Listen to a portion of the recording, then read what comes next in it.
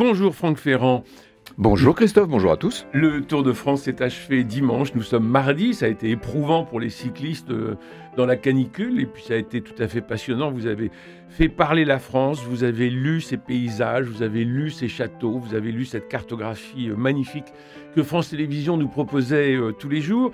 Et aujourd'hui, vous êtes là pour ces histoires de France publiées chez Perrin, le livre idéal dans la torpeur de l'été. C'est 36 histoires, comme 36 chandelles, des textes déjà publiés dans la revue Historia que vous affectionnez, dont vous allez reprendre la direction, je crois. Mais oui. Rappelez-nous là un peu votre fibre avec On peut dire que j'ai appris à lire, ou en tout cas à écrire dans Historia. Je dis à écrire parce que j'avais une dame qui était une amie de mes parents qui me faisait faire des dictées le samedi quand j'étais petit pour perfectionner mon orthographe. Mais ça, Et c'est très bien. tous les textes étaient tirés d'Historia. Et c'est comme ça qu'à l'âge de 8, 9, 10 ans, j'ai découvert Historia, que j'ai fini par m'abonner moi-même. Et on peut dire que ce magazine m'aura accompagné toute ma vie. Et en prendre la tête aujourd'hui, j'avoue que c'est une sorte de manière pour moi de boucler la boucle et je suis très heureux de le faire. Ben oui, évidemment. Ça représente combien de collaborateurs en gros? Oh, c'est une dizaine de collaborateurs Ouais. fixes et puis évidemment des dizaines d'auteurs avec lesquels Historia travaille depuis maintenant des décennies. C'est absolument formidable et de vous lire, donc de lire ces extraits d'Historia Oui. dans ces histoires de France parues chez Perrin, c'est merveilleux. Alors, vous évoquez Louis XIV, Louis XVI, le duc du Berry, mais aussi De Gaulle, Deschanel, voire Landru. Tout est si égal? Non, je crois que cette variété pour moi, ça aura été même, on peut dire d'une certaine manière, le fil conducteur de tout ce que j'ai toujours voulu faire, que ce soit à la radio, à la télé, au théâtre, partout. J'essaie d'être toujours le plus varié possible. Et les auditeurs qui me suivent depuis maintenant tant d'années savent que du jour au lendemain, on peut passer précisément d'un grand sujet sur Philippe le Bel à un sujet beaucoup plus léger sur un tueur en série. Tout fait histoire, mais ça ne veut pas dire que tout se vale, loin de là. Alors, c'est une gourmandise de l'histoire, comme jadis Bernard Pivot pour la littérature. Vous êtes gourmand de quoi, Franck Ferrand? Du sujet, d'une époque, d'une situation? Euh, qu'est-ce qui vous donne tout de suite un appétit pour tel ou tel sujet? C'est la narration qui me passionne. Oui. C'est le fait de raconter des histoires comme je le faisais à mes petits camarades dans la cour de récréation quand j'avais 8 ou 9 ans. Justement, j'ai toujours aimé ça, raconter des histoires. Et c'est vrai que l'histoire, pour moi, elle est d'abord narrative. Savoir comment rendre passionnant un sujet qui, a priori, aurait pu paraître secondaire ou ennuyeux, voilà mon défi. D'ailleurs, lorsque le sujet est particulièrement corsé, ça arrive régulièrement, et lorsque, avec la direction éditoriale d'Historia, à l'époque où j'écrivais les chroniques dont vous parlez, nous choisissions les sujets, plus c'est difficile, plus ça a l'air a priori rébarbatif, et plus ça me plaît, parce que le défi à ce moment-là, à relever, c'est de rendre ça néanmoins passionnant. Alors justement, on reproche parfois une forme de vulgarisation, mais il y a d'abord chez vous donc cette envie, ce besoin de transmettre. Votre premier patron fut Pierre Bellemare. Mais oui, c'est vrai. J'ai travaillé pour Pierre Bellemare, c'était dans les années 95-16, et nous écrivions les émissions de sa série Les Aventuriers du XXe siècle. Et il s'agissait justement de fournir à un rythme très très élevé des textes que Pierre Bellemare transcendait par l'incroyable intensité qu'il mettait dans sa narration. C'était un maître, disons les choses. J'ai eu 2 maîtres dans ce métier, et l'un comme l'autre ne l'ont somme toute pas su, parce que ça n'a jamais été assumé comme tel. C'était bien sûr Pierre Bellemare avec lequel j'ai eu la chance de travailler pendant 4 ans, et puis Alain Decaux, qui m'a suivi, j'allais dire, dans mes débuts, que j'allais voir le vendredi après-midi, je ne dirais pas qu'il me donnait des conseils, car il ne se le serait pas permis. C'était quelqu'un d'une très grande élégance morale, d'une très grande discrétion, mais en tout cas, il me donnait un exemple, ça oui. Alors vous le citez plusieurs fois dans ces histoires de France que vous publiez chez Perrin, Franck Ferrand, et vous citez aussi Castelot. Oui, bien sûr. André Castelot. J'étais assez indissociable. J'ai bien connu André Castelot aussi, que j'allais également voir de temps en temps à la fin de la semaine. Il était nettement plus âgé qu'Alain Decaux, mais c'était un monsieur extrêmement courtois et d'une infinie érudition. Et j'aime ce mot d'érudition, car je crois qu'il est à la base de tout. Ce qui permet à une culture de se développer, de se survivre d'une certaine manière, c'est le savoir des érudits. Alors je suis épaté en vous lisant que vous ne jugez jamais. Non, jamais. En tout cas pas dans mes écrits ou dans mes présentations. C'est-à-dire que j'essaie, dans la mesure du possible, d'abord de me mettre à la place des gens, et ça je le fais assez naturellement parce que c'est mon tempérament, et j'essaie de me replacer autant qu'il est possible de le faire, bien sûr, dans le contexte du temps. J'essaie de m'approcher le plus près possible de ce que je pense être la vérité, quitte de temps en temps à changer un peu de point de vue pour être encore plus près de ce que je crois être la vérité. Et je n'aime pas donner, moi je ne suis pas l'homme de l'anathème, vous savez. Oui, Je oui. ne condamne pas et je ne loue pas non plus d'ailleurs. Non? J'essaie d'accompagner, voilà. Et de mettre des couleurs. Alors ça beaucoup, le plus possible. Alors, Vous savez ce que c'est la sapientia des anciens, c'était Barthes dans sa leçon inaugurale au Collège de France qui avait défini ainsi la sapientia, il disait un peu de savoir, un peu de sagesse et le plus de saveur possible. Saveur et couleur, c'est la même chose. évidemment, ainsi de la fuite de la princesse Eugénie qui rappelle De l'impératrice Eugénie. de Oui. l'impératrice Eugénie, pardon, et qui rappelle un peu la fuite à Varennes. Oui, si l'on veut. Alors, Car, avec une grande différence, c'est que ça a marché, alors que Varennes, c'est un échec. oui, mais car les carrosses ont la même couleur. Oui, c'est vrai, vous avez tout à fait raison. Et vous spécifiez le jaune et le rouge dans Varennes, et puis ensuite pour la princesse, pour l'impératrice, oui. pour l'impératrice Eugénie, je me dis, ils ont repris le même carrosse ou quoi? C'est-à-dire que l'impératrice Eugénie, elle est partie dans la voiture de son dentiste, vous savez, hein, chez qui elle s'était réfugiée. Une histoire incroyable. Elle est allée se réfugier sur l'avenue du Bois, qui devenait l'avenue de l'impératrice quand même, ça ne s'invente pas. Et vous imaginez la tête de ce monsieur qui rentre de sa promenade dominicale. Son maître d'hôtel lui dit, il y a une dame qui vous attend dans le salon, qui n'ose même pas dire. Et il arrive, il voit l'impératrice des Français qui est là, avec sa dame de compagnie, et qui est en fuite, parce que la foule lui veut du mal, et qu'elle a besoin à toute force de gagner l'étranger. Pour ça, il faut aller sur la côte normande, il faut trouver un bateau. Et c'est lui qui va s'offrir, mais de toute façon, il n'a pas tellement le choix, c'est dans le feu des événements. Il va lui proposer d'utiliser sa voiture, il va l'accompagner, et il va la faire passer pour une domestique. Enfin, c'est toujours un peu la même histoire, hein. Et ça marche cette fois. Ça a été une fuite assez effrénée, mais l'impératrice a pu gagner l'Angleterre tranquillement. Comme quoi, il faut toujours se réfugier chez son dentiste. N'est-ce pas? Alors, 36 textes qui sont autant de situations, plus que de portraits d'ailleurs. Pourtant, vous n'êtes pas tendre. En une ligne et demie, je pense à François Ier. Ah oui, alors voilà, ça c'est un peu l'exception qui confirme la règle. Voilà. Je reconnais que je n'aime pas trop François Ier, mais le public le sait depuis longtemps. Je lui ai consacré d'ailleurs un livre en 2015 qui n'était pas très amène. Non, Je pense que ça a été vraiment un mauvais roi et qu'il a fait vraiment du mal au pays. C'est pour ça que je me suis permis de le dire. Vous êtes l'un des seuls historiens à le dire. Non, enfin, si vous lisez entre les lignes, je le dis peut-être d'une façon un petit peu plus crue, un petit peu plus ouverte que d'autres, mais si vous lisez ces grands biographes, vous vous rendrez compte qu'à travers les lignes, entre les lignes, ils sont assez sévères avec lui aussi. Alors, il y a des situations incroyables. Je ne savais pas que Louis XIV a failli mourir à l'âge de 20 ans. Ah oui, oui, c'est l'affaire de ce qu'on appelle les Dunes. Après la bataille des Dunes, Louis XIV, à Dunkerque, se retrouve dans une situation très périlleuse et l'on pense qu'il va mourir. On va même lui donner l'extrême onction. Absolument. Et évidemment, la cour se précipite dans les bras de son petit frère parce qu'on pense que c'est Philippe qui va devenir le nouveau roi. Et quand Louis XIV finit par sortir de sa tente, voilà, exactement, à la façon d'Achille, eh bien, je dirais qu'il a appris une leçon de vie. Je ne pense pas qu'il en ait voulu à son frère, loin de là, mais il en a voulu à la cour d'avoir ainsi agi. Et puis surtout, il apprend qu'il y a une toute jeune fille qui, pendant toute sa maladie, n'a pas pu retenir ses larmes et ses sanglots, qu'elle était totalement désespérée à l'idée de le perdre, et ça va être le début du grand amour avec Marie Mancini. Et oui. Il était malade de quoi? Oh, il avait ce qu'on appelait une fièvre des marais, mais maintenant, c'est assez difficile à définir dans les termes médicaux d'aujourd'hui. Il me semble que le fait historique, toujours, l'emporte sur la psychologie. Et vous décrivez, vous racontez l'action, mais on n'entre pas dans l'intérieur du personnage. Mais parce que j'essaie de ne pas me substituer à ceux dont je raconte la vie. Il appartient à chaque lecteur de se faire son idée, d'essayer de comprendre l'intérieur des motivations et des ressorts. Moi, ce que j'essaie d'apporter, ce sont les éléments à partir desquels on se forge une opinion.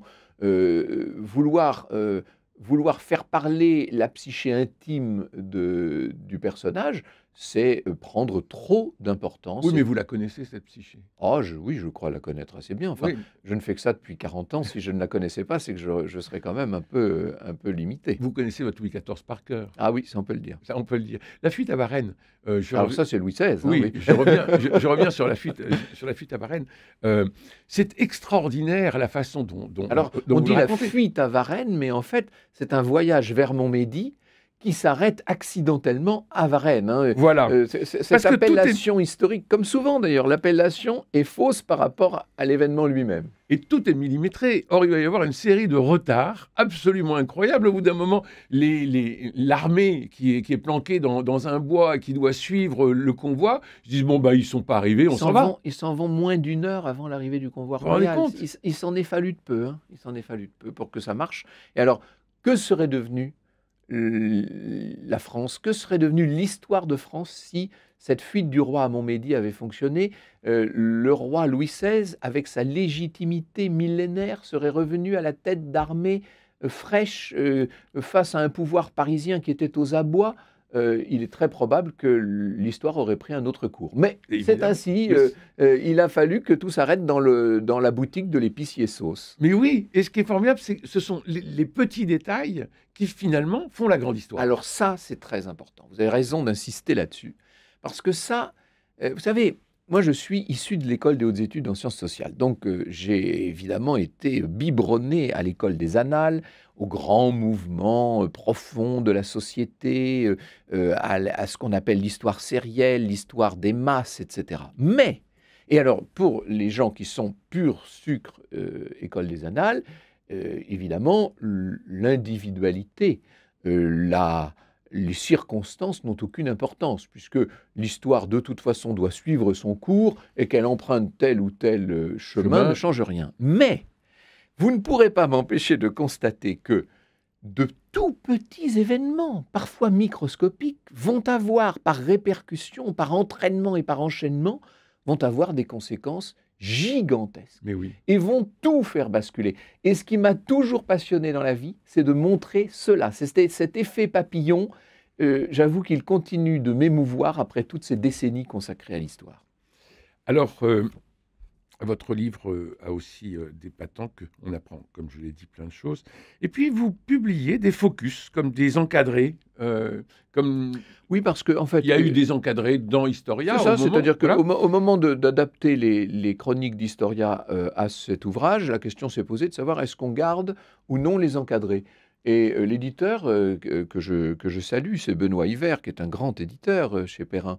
Benoît m'a dit « Il me semble que ces encadrés apportent beaucoup à la connaissance du moment et c'est dommage de s'en priver. Alors on va les garder dans une autre police, bien entendu, pour qu'on distingue bien le texte de l'encadré, mais en tout cas, nous les avons conservés. Oui. Et on peut lire le livre à travers les encadrés, Ah oui, parce qu'on apprend énormément de choses. Mais sauf que là, c'est une façon quand même moins, j'allais dire, moins rigolote. Hein. C'est plus sec à travers les encadrés, forcément. Oui, mais il y a plein de choses, tout à fait passionnantes, parce que comme vous êtes obligé d'être très synthétique, oui. Très synthétique, on apprend énormément de choses en très peu de lignes. Alors, Landru. Landru, j'étais sidéré d'apprendre que le four de Landru appartient aujourd'hui à Laurent Ruquier. Oui, et d'ailleurs, ça, je ne le dis pas dans le livre, mais il m'est arrivé, il n'y a pas si longtemps, d'être invité à déjeuner chez Laurent Ruquier. Et alors, après, nous allons dans la cuisine, féliciter le chef. Bon, et je m'approche du four. Oui, du fameux four, et je m'adosse. Et Laurent Ruquier me dit, tu sais que ça, c'est le four de Landru. Et je vous avoue que c'est comme s'il m'avait brûlé d'un seul coup. C'est terrible, vous vous rendez compte? Mais quelle idée! Vous imaginez parce qu'il avait fait une pièce, Laurent, une pièce d'ailleurs très drôle avec Régis Laspalès sur Landru. Et à cette occasion-là, je crois me rappeler que c'est à cette occasion-là qu'il avait acquis la relique. Oui, je vous cite. La cuisinière de Landru, vendue aux enchères, fut d'abord acquise par le musée Grévin avant d'être revendue en 1932 à un collectionneur américain. Elle appartient aujourd'hui à Laurent Ruquier, auteur d'une pièce fameuse sur le sujet. Voilà. J'ai vu naguère chez maître Robert Badinter un sac contenant les objets ramassés dans la cellule du condamné le matin de son exécution. Y figurait notamment un croquis de dessin égrillard. Ouais, ça c'était extraordinaire. Robert Badinter avait reçu ce sac avant d'en faire don aux institutions compétentes. Et il me montre ça, il sort du sac.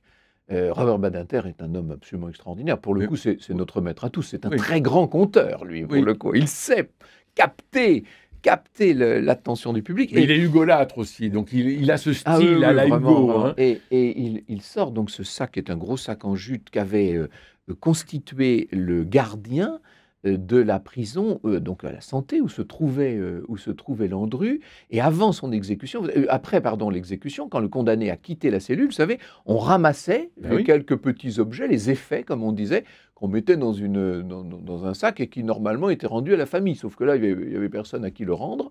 Alors Il avait pas de- l'administration l'a conservé et il y avait là-dedans effectivement une pipe de mémoire, enfin les petits objets du condamné. Et il y avait un petit carnet.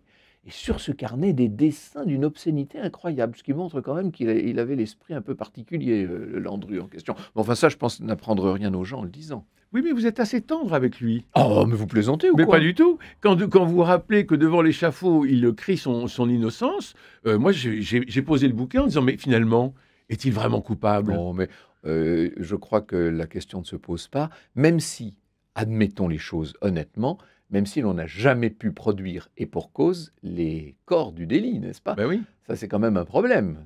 C'est-à-dire que, et d'ailleurs, lui avait littéralement axé sa défense sur ce fait. Ouais. Montrez-moi les corps. Il n'a pas arrêté de répéter ça. Alors, pourquoi vous avez choisi d'ailleurs cet article? Parce que c'était Landru l'anniversaire, c'était le centenaire de son Oui, mais, exécution. oui, mais pourquoi le reproduire dans ces histoires de France? Ah, parce que alors, super- nous avons pris toutes les chroniques d'Historia qui concernaient l'histoire de France. Toutes. Mais vous n'avez pas écrit que 36 chroniques dans Historia sur Non, l'histoire de mais France, vous en avez écrit beaucoup mais non, plus. les autres étaient sur l'histoire du monde. Ah oui. C'est-à-dire que à peu près une fois sur deux, je fais des articles sur l'histoire mondiale. Là, il se trouve que c'était des histoires de France, précisément. Sur la France et de la France. Alors ensuite, on va avoir certains un peu plus compliqués. Par exemple, Flaubert. Vous vous arrêtez sur Flaubert. Pourquoi Flaubert et pourquoi pas Victor Hugo? C'était exactement la même raison. Hein, c'est qu'à l'époque, c'était l'anniversaire, tout simplement. Vous vous rappelez d'ailleurs, on a célébré Flaubert. C'était il n'y a pas si longtemps, c'était il y a 2 ans. Les coulisses du coup d'État du 18 Brumaire, ça c'est un truc absolument 18 incroyable. et 19 Brumaire, parce que c'est ce qu'on oublie souvent. Mais On oui, dit le coup d'État du 18, mais en fait, le coup d'État au sens propre, il a eu lieu le 19, d'ailleurs. C'est intéressant, ça. mais le truc était archi préparé. Ah bah oui, oui, bien sûr, ça a été un coup de force. Bon, vous savez, quand on fait un coup d'État militaire, un putsch, comme nous disons nous aujourd'hui, il est rare qu'on improvise les choses. Tout a été préparé, sauf que, ce qui est Et amusant... voilà toujours le petit détail. Et voilà, C'est ça une que fois de j'adore. plus, ça ne marche pas. Et oui. C'est-à-dire que Bonaparte arrive à Saint-Cloud, où l'on a déporté, si j'ose dire, où l'on a déplacé en tout cas les parlementaires. C'était un article de la Constitution qui permettait de le faire. Donc il arrive, il pense que tout le monde va se jeter littéralement dans ses bras. Pas du tout. On lui résiste, on dit mais qui est ce paltoquet? On n'en veut pas, etc. Il va falloir le coup de force de Murat, enfin on connaît ça par cœur, mais il va falloir quand même que... Racontez-nous il ça va pour falloir pour les auditeurs. que la troupe intervienne, chasse, disperse les 500, hein, c'est-à-dire les députés, si vous préférez, qui s'en vont d'ailleurs comme ils peuvent, en courant dans une plaine, en abandonnant leurs grands manteaux, leurs effets. Incroyable. Non, mais c'est une histoire Oui, incroyable. parce qu'ils ont des espèces de toges à Ça la termine romain. en pantalonnade. Ben oui, il faut pas oublier qu'on est dans la C'est fin de la David. Révolution, mais voilà, c'est ça. C'est David qui a fait les costumes. qui a fait les costumes Oui. et il court dans la plaine de Saint-Cloud en toge. C'est ça. Enfin, Et alors, comme ils ont ces hallucinant. gros manteaux, ces grosses toges qui les embarrassent, la plupart s'en débarrassent en courant, donc ils finissent à moitié nus. Non, mais c'est une histoire invraisemblable. Et là, on peut dire que ce coup d'État militaire a été s'est fait dans des conditions assez pitoyables. D'ailleurs, quand Bonaparte rentre chez lui le soir, il n'est pas très fier de lui, et c'est Bourrienne qui lui fait remarquer que ça n'a pas été une partie de plaisir. Alors Bonaparte, c'est Napoléon. Et Alors le futur Napoléon, oui. Et le futur Napoléon, et il y a le retour des cendres. Ah oui, oui. Alors ça, c'est extraordinaire, la façon dont vous le racontez. Alors, vous plagiez Hugo, il neigeait. Il neige. Il neige. On était vaincus par sa conquête. Pour la première fois, l'aigle baissait la tête. C'est ça. Et là, il neigeait. Ah oui, il a fait un temps atroce. C'était en décembre 1840, hein, l'inhumation solennelle que le roi Louis-Philippe et son régime comment dirais-je, de conciliation, parce que c'était ça la monarchie de Juillet, on voulait réconcilier tous les Français, il ne faut pas oublier d'où on venait. Il y avait les républicains, il y avait les royalistes, il y avait évidemment les libéraux, et puis pas mal de bonapartistes. Oui. Et Louis-Philippe, avec son Premier ministre, on disait à l'époque président du Conseil, Adolphe Thiers, se sont dit qu'après tout, ce ne serait peut-être pas mal de donner des gages aux bonapartistes en réinhumant de façon solennelle aux Invalides l'empereur Napoléon, qu'on avait oublié depuis 19 ans dans sa très lointaine Sainte-Hélène. Alors, incroyable, 3 bateaux partent pour Sainte-Hélène. À bord, il y a un peu tout le monde. Enfin, il y a son ancien aide de camp, il y a des gens qui l'ont très bien connu. Il va falloir arriver sur l'île. Il y a Bertrand, il y a Marchand, il y a tous ces gens-là. Il y a même le fils de Lascaz. Et on va déterrer le cercueil. Oui, alors j'ai eu l'occasion de raconter ça dans un ouvrage qui est paru en 2008 et qui s'appelle L'Histoire interdite, qu'on me reproche beaucoup, n'est-ce pas? À chaque fois que des gens me veulent du mal, ils ressortent ce livre comme si j'avais commis une erreur. Non, mais personne ne vous veut du mal. Ah, vous savez, détrompez-vous. Mais sauf les jaloux. En tout cas, ce livre qui s'appelait L'Histoire interdite, je n'en changerai pas une virgule aujourd'hui. Et j'avais repris la thèse d'un fantaisiste, disons les choses, de la fin des années 1960. C'était au moment du bicentenaire de la naissance, en 1969, un soi-disant Georges Rétif de la Bretonne, c'était pas son vrai nom, avait publié un livre qui démontrait que le corps exhumé de Sainte-Hélène n'était pas celui qui y avait été inhumé en 1821, et qu'il y avait eu entre les substitution. Il y avait eu substitution. Alors là, je ne reprends pas dans cet article-là, je ne reprends pas cette thèse. Je me contente de raconter ce qui déjà est assez romanesque, les circonstances du rapatriement des cendres. Oui, qui est absolument incroyable. Alors ensuite, les cendres arrivent en France, vont arriver à Paris, une espèce d'acclamation. Mais ce qui est beau, ce sont tous ces anciens grognards qui sont encore là pour certains, en tout cas, ceux qui ont survécu, qui sont encore là.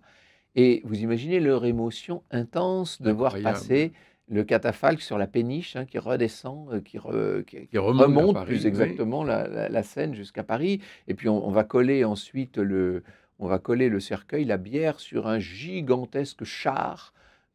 Totalement un peu ridicule d'ailleurs, mais enfin très monumental, très disproportionné, et qui va rouler dans Paris jusqu'aux Invalides, enfin tout ça sous une neige terrible, parce qu'on est en décembre, et qu'à l'époque, en décembre, il neige beaucoup à Paris. Et derrière marchent les anciens grognards, oui, bien sûr, qui ont ressorti leur uniforme, peut-être très imité, enfin j'en sais rien, parce que ça fait quand même 20 ans plus tard. Oui, c'est une scène balsacienne, on peut le dire. Oui, mais c'est une très belle, c'est une très belle image, et que vous la racontez en reprenant les choses vues de Victor Hugo, et en reprenant les témoins d'époque, mais on est quand même pris par l'émotion. Victor Hugo est un très grand conteur, et c'est un journaliste, et c'est un reporter. Et d'ailleurs, il y a dans cet ouvrage un chapitre consacré la Révolution de 48. À la Révolution de 48, vue par Victor Hugo. Absolument. Je pense qu'on n'aurait pas pu rêver meilleur reporter pour nous faire partager l'émotion même de cet événement. Ah oui, parce qu'il escalade les barricades. Il passe d'un camp à l'autre, il marche... il est ami du roi, lui, c'est un paradoxe. Et c'est un ami proche de la famille royale en futur exil, enfin qui est en grande difficulté pendant cette révolution de février 48, et Victor Hugo en même temps ne peut pas s'empêcher d'être un peu, qu'on le veuille ou non, du côté du peuple, parce que c'est sa fibre essentielle. Et vous racontez l'entrevue avec Lamartine. Oui. L'un est élu du peuple. À l'hôtel de ville. Oui, l'autre a été choisi par le roi. C'est ça. Et ils veulent changer. Non, mais Lamartine aurait voulu que Victor Hugo prenne des responsabilités. Il aurait été ravi. Il voulait il promettait le portefeuille de l'éducation nationale. Exactement. De l'instruction publique. De l'instruction publique, on disait à l'époque. Absolument. Vous imaginez avoir Victor Hugo comme ministre de l'instruction publique. Incroyable. Nous serions tous géniaux depuis 200 ans. Merci Franck Ferrand pour vos histoires de France publiées chez Perrin. Ça pourrait être une bonne façon d'avoir Victor Hugo comme ministre de l'instruction publique. Au moins, On apprend des tas de choses.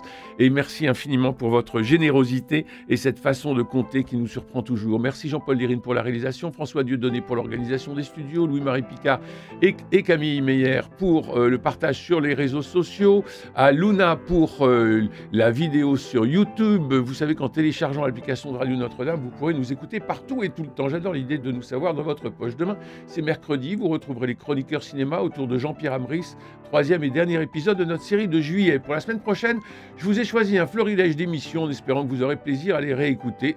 Nous nous retrouverons le 4 septembre en direct. Vous l'avez compris, c'est le temps des vacances. Alors je vous embrasse.